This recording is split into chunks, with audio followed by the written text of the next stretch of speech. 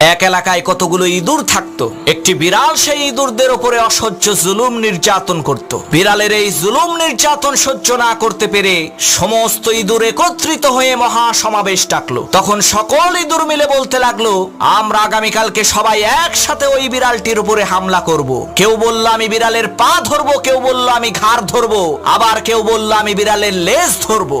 এমন সময় ইঁদুর সর্দার সমস্ত ইঁদুরদেরকে লক্ষ্য করে বলল, ভাইয়েরা আমার, আপনারা সবাই বলছেন বিড়ালের হাত ধরবেন, পাও ধরবেন, মাথা ধরবেন, ভালো কথা, কিন্তু বিড়ালের ম্যাও ধরবেন কে? ওই হিংস্র বিড়াল যখন আপনাদেরকে ধরার জন্য রাগান্বিত কণ্ঠে ম্যাও বলে উঠবে, ওই ম্যাওয়ের হুঙ্কার শুনে আপনারা নির্ভয়ে সাহস করে সেই ম্যাওটাকে কি ধরতে পারবেন? তখন কোন ইঁদুর আর কথা বলে না। এতগুলো ইঁদুরের মধ্যে একটা ইঁদুরও বিড়ালের ম্যাও ধরার সাহস পেল না। তখন ইঁদুর সর্দার বলল, বিড়ালের ম্যাও ধরতে না পারলে তার সাথে যুদ্ধে লিপ্ত